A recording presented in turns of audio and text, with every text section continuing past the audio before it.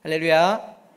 이렇게 새롭게 시작하는 한 주 주일 예배의 자리에 나온 여러분들을 환영하고 축복합니다. 우리 옆에 있는 분들하고 이렇게 인사합니다. 사랑합니다. 축복합니다.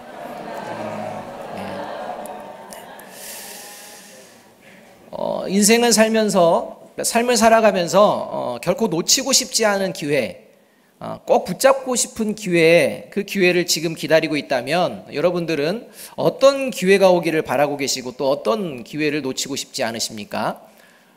사람은 이제 삶을 살다 보면 누구에게나 기회가 주어집니다. 그러니까 기회를 맞이하지 않는 사람은 없습니다. 문제는 이것이 이제 기회였음을 나중에 깨달을 때 이게 이제 후회로 남게 되는 것입니다. 그때 기회를 잡았어야 되는데 왜 그때 기회를 놓쳤을까? 라는 이러한 삶의 한탄이 때때로 우리 가운데에 이렇게 이루어지는 것을 볼 수가 있습니다. 그런데 한 번 더 깊이 생각해 보면요, 기회인 것을 몰랐던 것이 아니라 기회를 기회로 생각하지 않았기 때문입니다. 그러니까 기회를 기회로 여기지 않는 이러한 모습 때문에 나중에 이제 생각해 보니 그게 기회였구나 이렇게 생각이 되어지는 것입니다. 이게 무슨 기회야 라고 생각하는 그 일상의 모습이 참 위험할 수 있다는 것입니다. 이렇게 가장 중요한 기회가 우리에게 있음을 우리가 또 잊고 살지는 않는지 오늘 하나님께서는요 우리에게 오늘 말씀해 주고 계십니다. 가장 중요한 놓쳐서는 안 되는 기회 혹시 잊고 살고 있지 않느냐, 기회인데 기회라고 여기지 않는 것 아니냐라고 하며 오늘 우리에게 들려주시는 말씀이라는 것입니다. 오늘 성경 13절은 그래서 이렇게 하나님께서 말씀합니다. 오직 오늘이라 일컫는 동안입니다. 오직 오늘입니다. 여러분, 오늘이 기회인 줄로 믿습니다. 오늘입니다. 오늘이라는 시간이 주어졌기에 무엇인가를 이룰 수 있는 또 다른 기회도 있게 되는 것입니다. 오늘을 기회라고 생각한다면 오늘을 대충 살지 않습니다. 그런데 오늘이 기회라고 생각하지 않기 때문에 이제 대충 살아가는 모습이 우리의 삶의 가운데에 있을 수가 있습니다. 이 오늘이 없는 과거는 없습니다. 오늘이라는 흔적들이 남아서 과거가 되어지는 것입니다. 또 오늘이 없이 미래도 없습니다. 이 미래의 모습은 오늘이 진행되어져서 그 오늘이라는 기회를 어떻게 살았느냐를 얘기해 주는 것이 이제 미래의 얘기가 되어지는 것입니다. 그래서 오늘이 중요합니다. 특별히 그리스도인들에게 있어서는요, 오늘 중에 오늘인 이 주일은요, 아주 중요합니다. 왜냐하면 이 주일을 통해서 오늘이라는 시간을 나에게 허락하여 주신 분이 누구신지, 그 분이 어떤 분이신지, 그 분이 오늘 나와 함께하고 계시는지 계시지 않는지 이것을 분명하게 고백해낼 수 있는 자리이기 때문입니다. 창세기 1장을 보면 하나님께서 천지를 6일 동안 만물을 창조하시는 장면이 나오고 7일째 되어서 안식하시는 장면이 나옵니다. 결과론적으로 볼 때는 6일 동안 창조하셨다 우리는 이야기합니다. 그런데 실제적으로는 하나님의 창조의 역사는 언제나 오늘이었습니다. 오늘 창조하시고 그 오늘이 이루어진 다음 또 다른 오늘 창조하시고 그렇게 해서 하루 이틀이 쌓여진 것입니다. 오늘 하나님께서 역사하시는 하나님이시다. 오늘 하나님께서 나와 함께 하심을 믿습니다. 라는 고백을 해내게 하는 내 삶의 자리 가운데에 하나님이 함께 하실까? 라고 의심이 되어지더라도 이 주의를 통하여 오늘 그리고 한 주 오늘 하루하루를 함께 하시는 하나님이 나의 하나님이신 줄로 믿습니다. 라는 믿음을 새롭게 고백하는 자리가 이 주일입니다. 그래서 이 주일을 지킨다는 것은 굉장히 중요합니다. 사탄은요, 사람들로 하여금 하나님께서 주신 이 오늘이라는 소중한 기회를 내일이라는 단어로 바꾸어 내려고 합니다. 오늘을 생각하지 않고 내일을 생각하게만 이렇게 합니다. 그래서 내게 내일은 당연히 주어지는 것이라고 생각합니다. 굳이 오늘이 아니어도 내일이라는 시간이 있기에 오늘 꼭 이렇게 살 필요가 있을까 이렇게 생각을 하게 된다는 것입니다. 내일 종말이 온다면 여러분은 뭘 하실 것입니까? 내일 종말이 온다면 사과나무 심으러 가시. 내일 종말이 온다면 여러분, 오늘 뭐 하실 것입니까? 그런데 그거 오늘 왜 못 하십니까? 내일이 있다고 생각하니까 그렇습니다. 내일 종말 안 온다. 무슨 종말이 와? 실제 종말이 온다면 오늘 할 것입니다. 그런데요, 내일 무슨 종말이 와? 라는 생각 때문에 분명히 내가 오늘 어떻게 하는 것이 가장 최선이라고 생각하면서도 내일 이렇게 생각하며 우리의 신앙생활이 변질되고 있는 것은 아닌지 돌아보아야 합니다. 특별히 그리스도인들에게 있어서 회개는 더욱 그러합니다. 이 죄에 대한 이런 민감한 말입니다. 진실해야 될 때 진실하지 않고 거짓된 행동, 거짓된 말을 그냥 오늘은 괜찮겠지라고 하며 거듭하다 보면 이제 영영 진실할 수 없는, 진실을 이제 이야기할 수 있는 그 기회를 이제 상실하게 됩니다. 오늘 회개하면 참 자유할 수 있지만 그냥 덮고 이렇게 하다 보면, 회개하지 않고 은폐시키려고 하다 보면 회개할 수 없는 결정적인 때가 와버리게 되는 것입니다. 이것을 우리가 알아야 합니다. 오늘 하나님께서는 주일 예배를 드리는 그리스도인들 중에 이러한 자들이 있어서는 곤란하다고 13절에서 죄의 유혹으로 완고하게 되지 않도록 하라 라고 말씀하고 계시는 것입니다. 죄의 유혹으로 완고하게 된다라는 말은요, 죄를 죄로 여기지 않게 되어 회개하지 않는 모습을 이야기합니다. 오늘이라는 기회를 소중히 여기지 않는 이 부분이 죄라는 것을 우리가 알아야 합니다.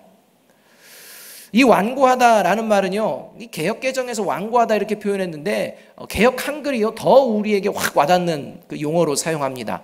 강팍하다입니다. 이 한글 자체 강팍입니다. 그래서 이 강팍하다라는 말은 벌써 막 마음이 얼마나 고집스러운지, 어떤 못된 고집으로 꽉 차 있는지를 느끼게 해주는 이런 단어입니다. 이것이 완고입니다. 이 완고함, 강팍함은요, 영적인 이 강팍함이 어느 날 갑자기 생기는 게 아닙니다. 이것은요, 계속 이루어지는 것입니다. 진행형으로 나아갑니다.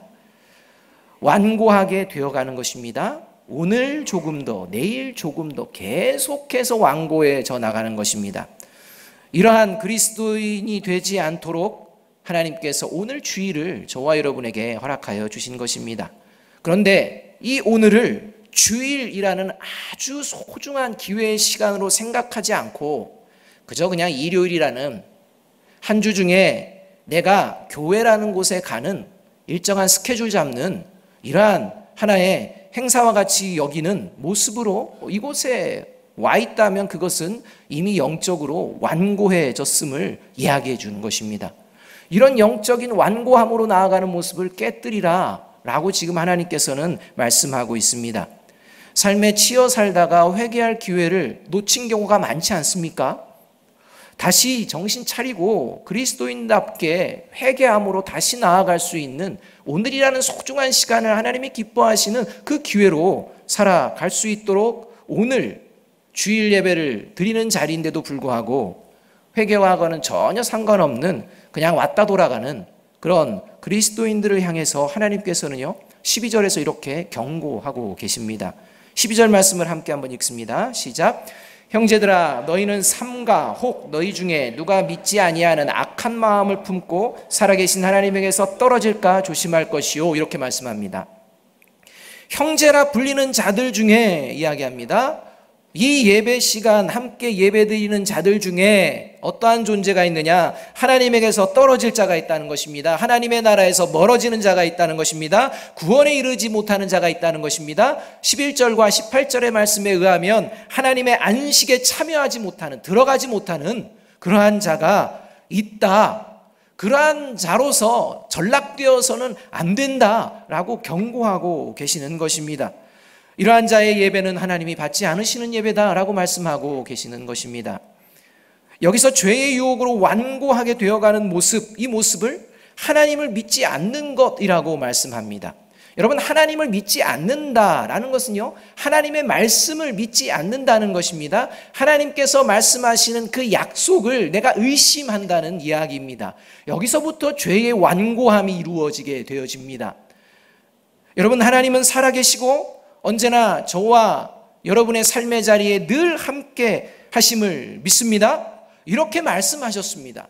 하나님이 언제나 하나님의 자녀들과 함께 하시고 오늘도 살아계신다 라는 말씀이 성경 곳곳에 선포되어지고 있다는 것입니다. 그런데 매일 삶의 자리를 직면하는 우리의 모습은, 우리의 마음은 과연 그 믿음인지 우리가 돌아보아야 합니다.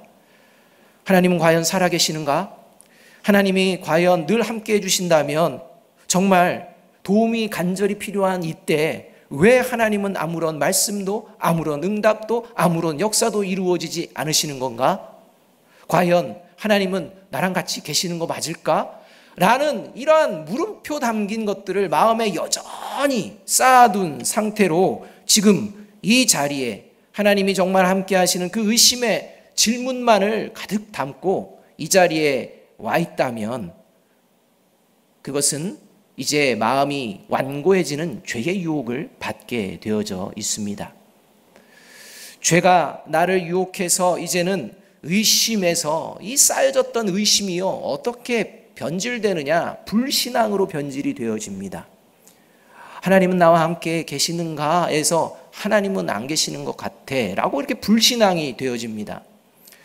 이 불신앙이 이제 점점 굳어지면 이 불신앙 자체를 만족하게 됩니다.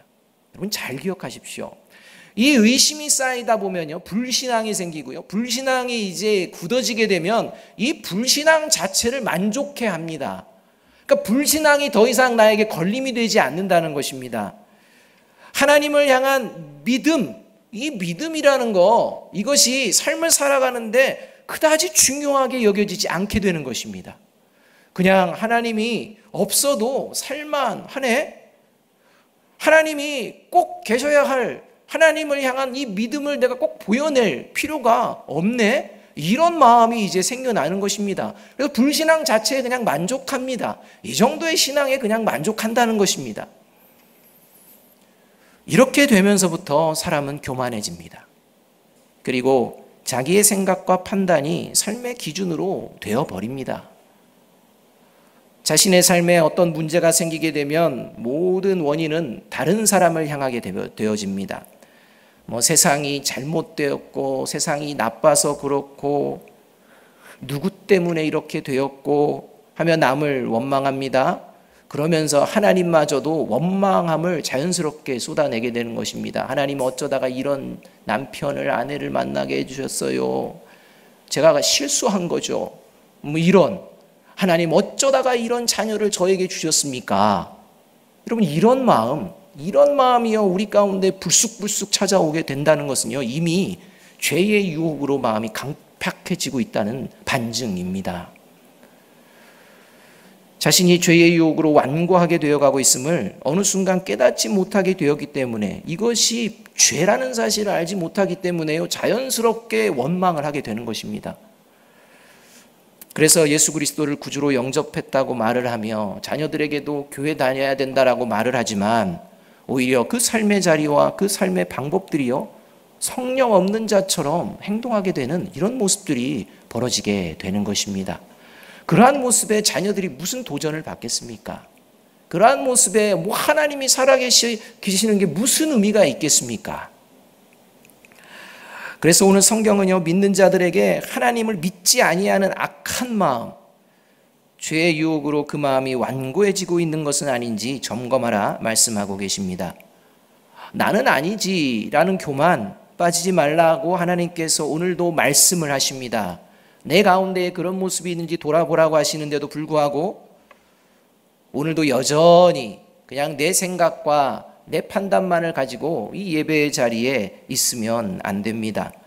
그러한 모습으로 오늘을 살다가 광야에서 1세대가 모두 죽었다는 것을 오늘 성경에서 하나님은 이제 반증 예화로 말씀해주고 계시는 것입니다. 그들은 하나님의 역사를 눈으로 목격했습니다. 이렇게 하면 하나님께 우리가 범죄하면 하나님을 의심하면 원망하면 문제가 생기는구나 라는 것을요 직접 경험했더랬습니다. 그럼에도 불구하고 하나님을 잊어버리고 내 멋대로 살아가려고 했던 1세대에 대해서 이야기하고 있는 것입니다. 여러분 하나님의 살아계심을 순간순간 목도한 그들이 그러한 삶을 살았다면 하나님이 보이지 아니하는 이 세대, 하나님이 정말 역사하시는 것을 직접 목도하는 이러한 경험들이 많지 않은 이 세대에 과연 저와 여러분이 죄의 유혹으로 완고해지지 않으리라는 보장이 어디 있겠습니까?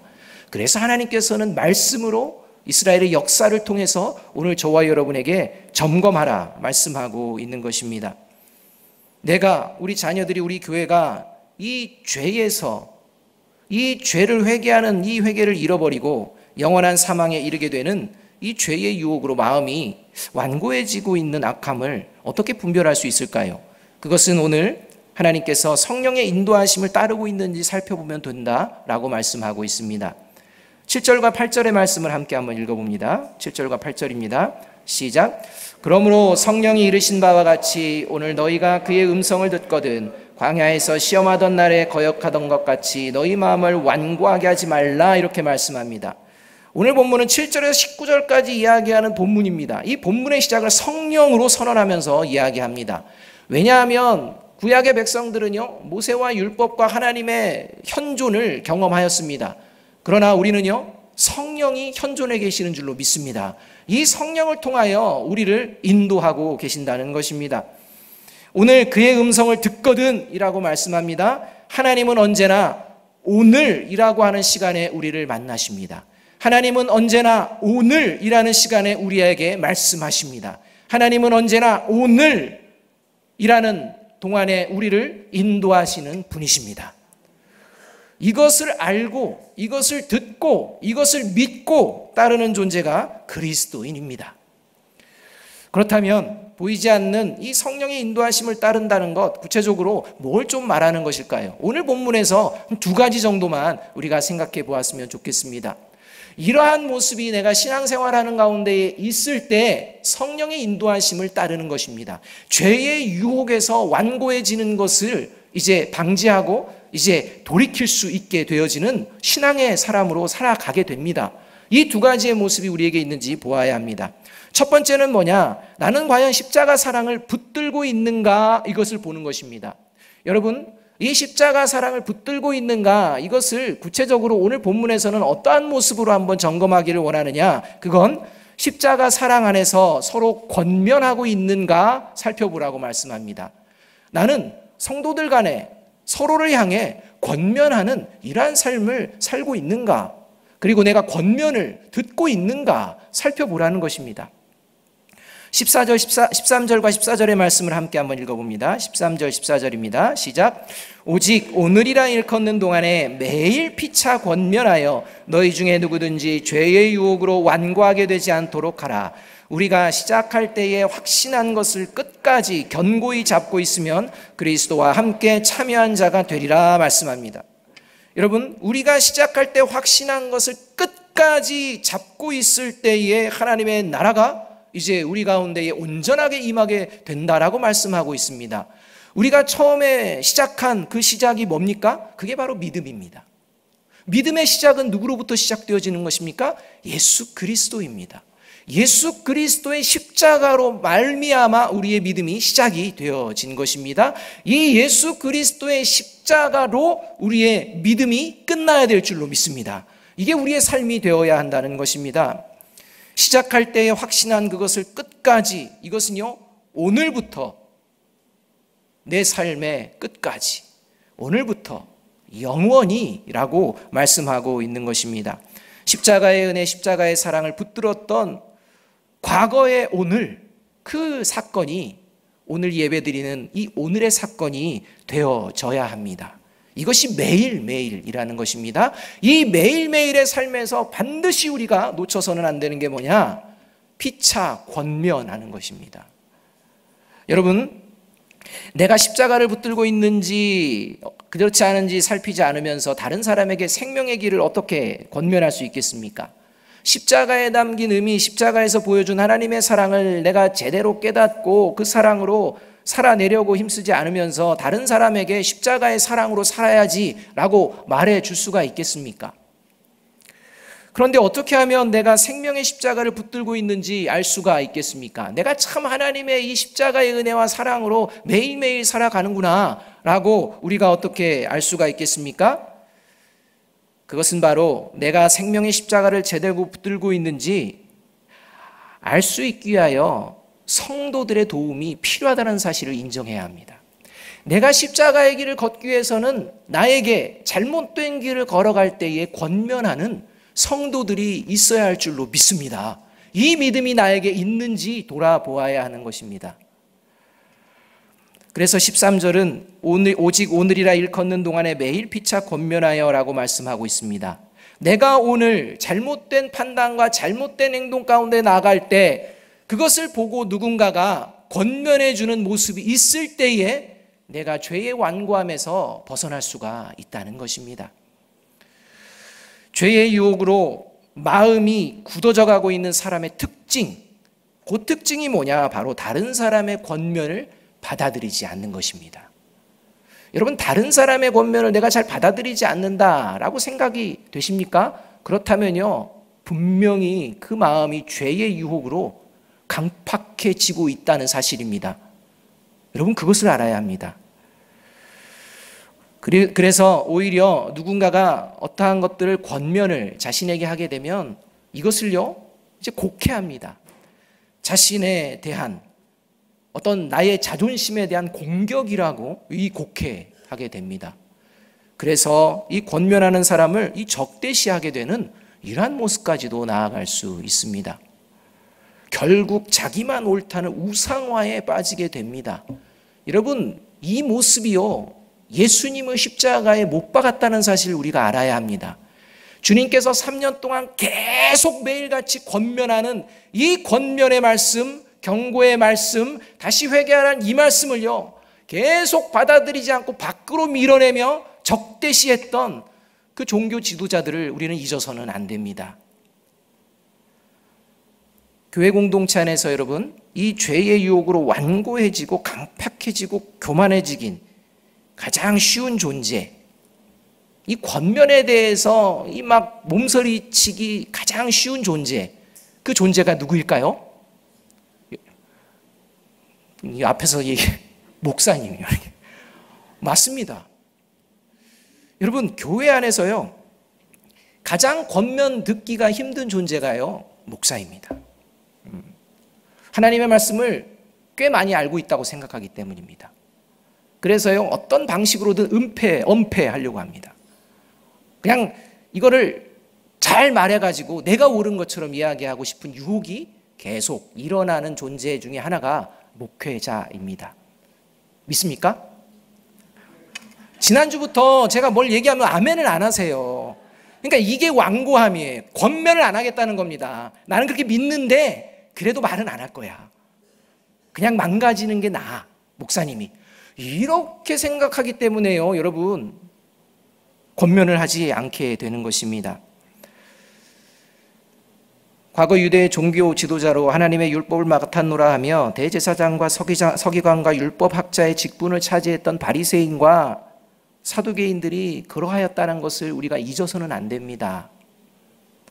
마태복음 23장 13절에서 그래서 하나님은요, 분명하게 말씀합니다. 화 있을진저 외식하는 서기관과 바리새인들이여, 너희 천국문을 사람들 앞에서 너희가 닫고 너희도 들어가지 못하면서 들어가려고 하는 사람들도 막고 있다.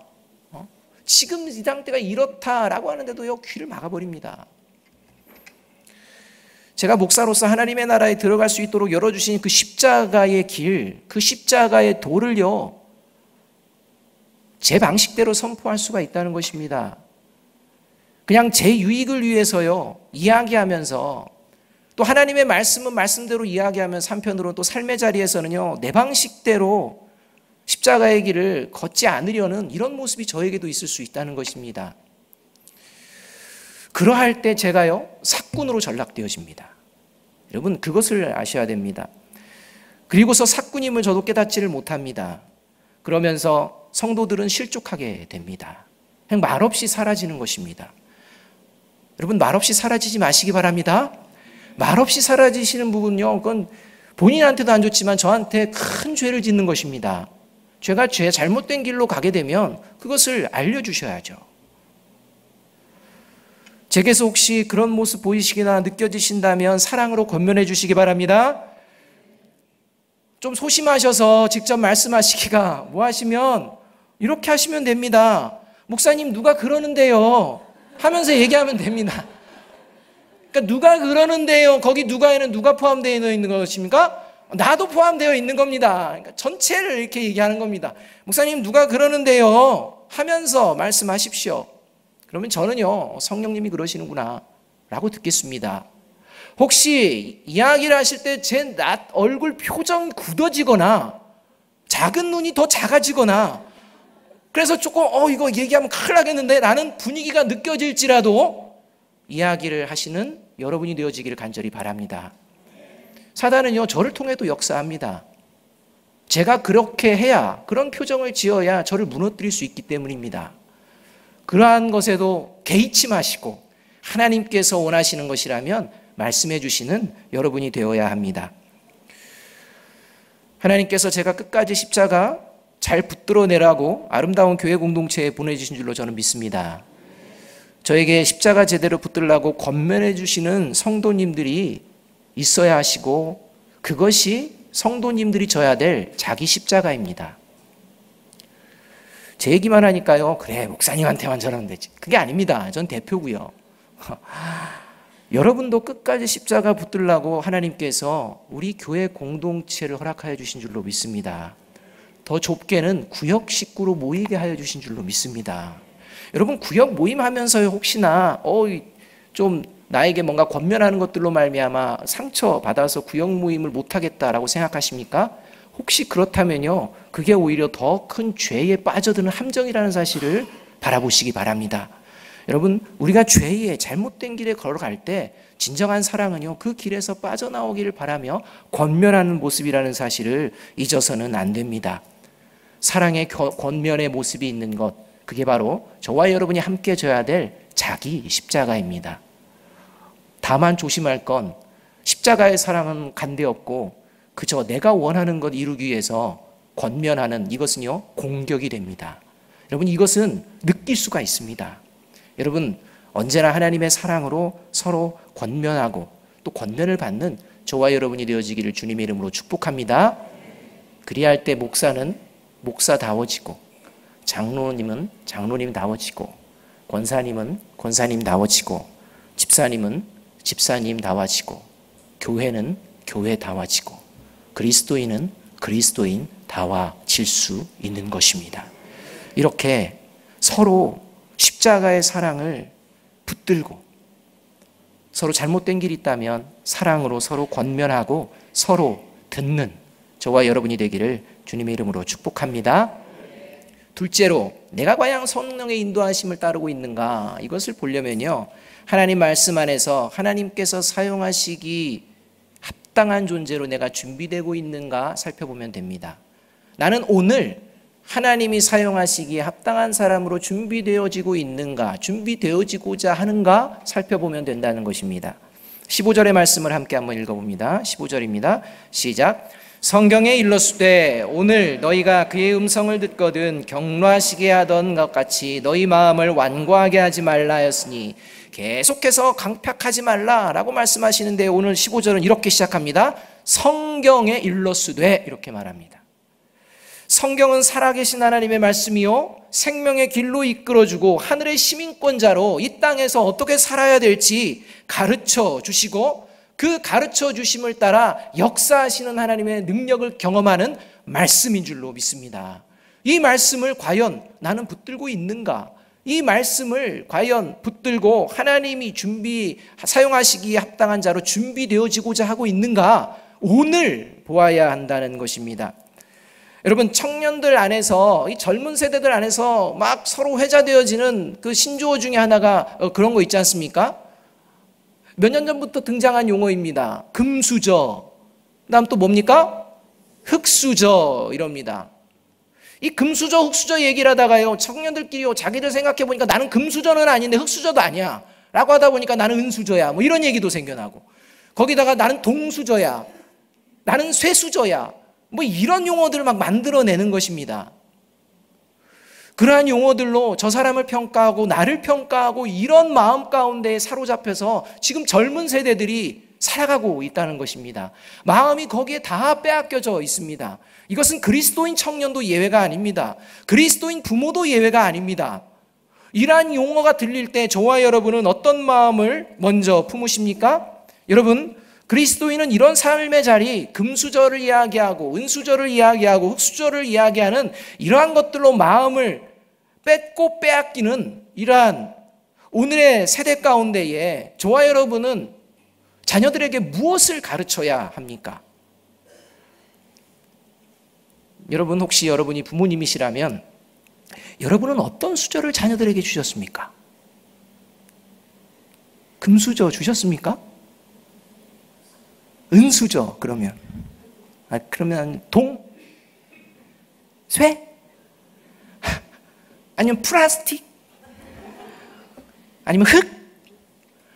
여러분 무슨 수저 주셨습니까? 다이아몬드. 여러분들 막 이런 얘기 나올 때 나는 자녀에게 금수저 줬으니까 내가 목에 힘을 줘도 되겠네? 라고 생각하는 부모님 계십니까? 나는 자녀들에게 이렇게 수저 주셨네?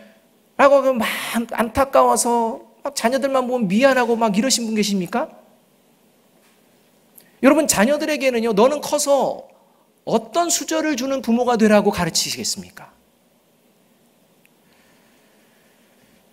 디모데후서 2장 20절에서 21절은 하나님이 이런 수저를 원하신다고 말씀합니다. 같이 한번 읽어봅니다. 시작. 큰 집에는 금그릇과 은그릇뿐 아니라 나무그릇과 질그릇도 있어 귀하게 쓰는 것도 있고 천하게 쓰는 것도 있나니 그러므로 누구든지 이런 것에서 자기를 깨끗하게 하면 귀히 쓰는 그릇이 되어 거룩하고 주인의 쓰임에 합당하며 모든 선한 일에 준비함이 되리라. 아멘. 여러분, 금수저, 은수저 이런 세상의 수저를 이야기하는 이 상황에 하나님은 말씀합니다. 하나님은 깨끗한 수저를 원한다 라는 것입니다. 하나님께서는 그릇의 재료를 보시는 것이 아니라 그가 가지고 있는 것을 보시는 것이 아니라 그 그릇이, 그의 마음이 깨끗한지를 먼저 보시겠노라 말씀하고 계시는 것입니다. 하나님의 역사를 이루기 위해 사용하시기 전 준비가 되어 있는지 먼저 살펴보시겠노라고 말씀하고 있는 것입니다. 어떻게 깨끗해질 수가 있겠습니까? 어떻게 하는 것이 깨끗해지는 것입니까? 그게 바로 성경 말씀을 읽는 것입니다. 말씀을 하루에 한 번도 읽지 않으면서 하나님 저는 깨끗한 그릇이 되겠습니다. 어떻게 깨끗한 그릇이 되는데요? 말씀 안에 담겨 있지 않습니까? 나는 이렇게 살기 원하지 않지만 하나님이 살라 말씀하시면 살아낼 준비를 하겠습니다 라는 그 마음이 말씀에 있지 않습니까? 그것을 듣기 싫어서 성경 말씀을 덮고 있는 우리는 아닙니까?